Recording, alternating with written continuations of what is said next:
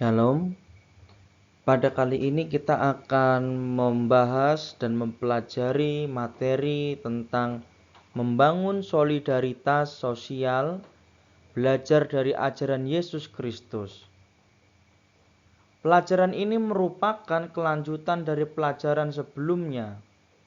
Tetapi bab ini memberikan penekanan secara khusus pada pemahaman tentang solidaritas menurut ajaran Yesus.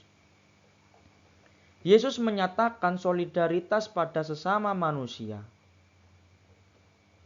Dengan membaca dari kitab Nabi Yesaya, Yesus memproklamirkan atau menyatakan tibanya tahun rahmat Tuhan. Bisa kita baca di Lukas pasal 4 ayat 16-19. Pernyataan itu sekaligus menunjukkan misi Yesus untuk mewujudkan solidaritasnya bagi sesama, terutama bagi mereka yang ada dalam penderitaan. Seluruh pekerjaan dan pelayanan Yesus dilandasi oleh cinta kasih dan solidaritas yang tulus pada manusia. Ia pun meminta umatnya untuk melakukan hal yang sama seperti yang Tuhan Yesus sudah lakukan. Sikap Yesus dalam mewujudkan solidaritas terhadap sesama yang menderita nampak jelas dalam khotbahnya di bukit melalui ucapan bahagianya, yaitu di Matius 5 ayat 1-12. Sikap Yesus dalam mewujudkan solidaritas pun lebih nyata dalam Injil Lukas yang dikenal sebagai Injil yang banyak berbicara tentang keberpihakan pada orang miskin. Solidaritas dalam konsep Alkitab sebagaimana yang ditunjukkan oleh Yesus adalah suatu perasaan kebersamaan dengan orang lain, merasa menjadi bagian dari mereka, dan sebaliknya mereka adalah bagian dari kita, bahwa kita tidak sendirian tetapi kita ada untuk dan bersama orang lain. Merasa menjadi bagian dari mereka dan sebaliknya mereka adalah bagian dari kita, maksudnya adalah kita memang hidup tidak sendirian. Kita hidup saling membutuhkan satu sama yang lain. Oleh karenanya kita dilarang untuk menutup diri dari lingkungan kita.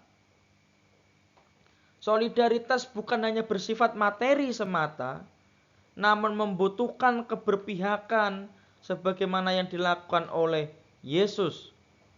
Jadi solidaritas dalam pemahaman iman Kristen adalah sikap yang mencakup jasmani maupun rohani di dalam diri manusia. Solidaritas Yesus pada sesama dapat kita lihat dalam beberapa hal berikut ini. A. Kehadirannya di dunia untuk merasakan semua yang dirasakan oleh manusia merupakan bentuk solidaritas yang tak terbantahkan.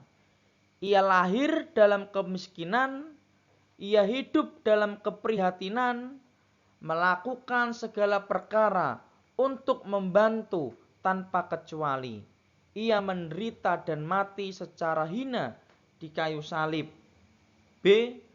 Ia mewujudkan solidaritas kepada manusia berdasarkan cinta kasih. C. Ia mewujudkan solidaritas sosial dalam penghargaan terhadap manusia sebagai makhluk bermartabat. D. Ia mewujudkan solidaritas bagi manusia demi menyelamatkan manusia. Apa yang dilakukan oleh Tuhan Yesus merupakan nilai-nilai solidaritas tertinggi yang perlu dicontoh oleh manusia. Dan solidaritas ini didorong oleh kasih. Sehingga karena adanya kasih, kita mampu dan dimampukan Tuhan untuk bertindak benar bagi orang lain. Yesus merobohkan jembatan eksklusivisme. Eksklusivisme sendiri merupakan paham yang mempunyai kecenderungan untuk memisahkan diri dari masyarakat. Artinya bahwa ada beberapa orang penganut paham ini, mereka merupakan orang yang tidak mau untuk bergaul dengan orang-orang yang berbeda golongannya, berbeda kastanya, berbeda kedudukannya. Yesus datang dan merobohkan tembok eksklusivisme dari orang-orang yang bersikap eksklusif, yang merasa lebih baik dari orang lain. Ia merobohkan tembok antara orang kaya dan orang miskin. Seperti yang dikatakan dalam Matius 5 ayat 1 sampai 12. Bahwa Yesus meruntuhkan pemahaman di mana ada ucapan berbahagia yang dia sampaikan kepada para murid pada saat itu. Beberapa di antaranya Yesus mengatakan, berbahagialah mereka yang miskin di hadapan Allah, karena merekalah yang empunya kerajaan surga. Berbahagialah orang yang murah hatinya, karena mereka akan memperoleh kemurahan Allah. Yesus datang dan memperkenalkan sebuah cara baru dalam kehidupan, yaitu kasih.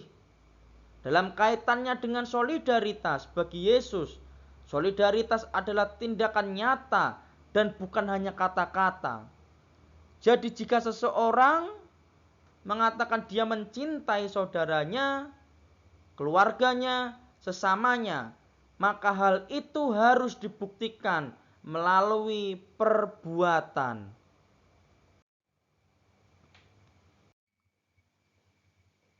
Yesus memperbarui pemahaman tentang siapakah sesama manusia dan mengenai persaudaraan yang sejati melalui perumpamaan orang Samaria yang murah hati.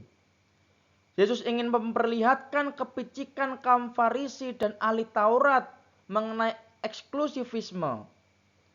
Mereka menjadi begitu eksklusif, maksudnya adalah orang Farisi dan ahli Taurat, sehingga mereka melupakan aspek kemanusiaan.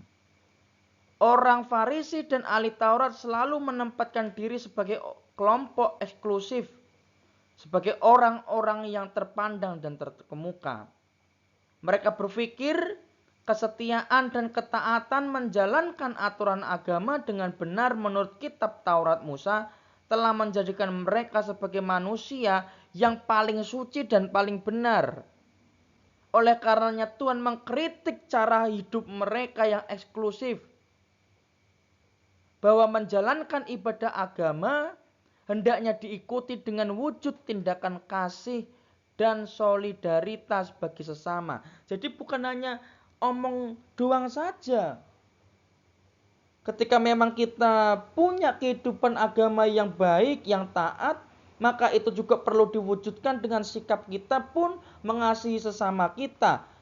Mengasihi banyak orang, bukan hanya mengasihi satu golongan kita, suku, mengasihi keluarga kita saja, tidak. Tetapi kita perlu mengasihi semua orang.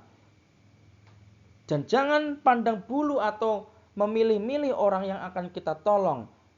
Kalau ada orang yang memang membutuhkan pertolongan, mari kita tolong orang itu. Demikianlah pembelajaran kita pada hari ini. Kiranya kita akan belajar untuk melakukan apa yang telah Yesus ajarkan melalui firman-Nya, yaitu untuk membangun solidaritas sosial di kehidupan kita. Terima kasih, Tuhan Yesus memberkati.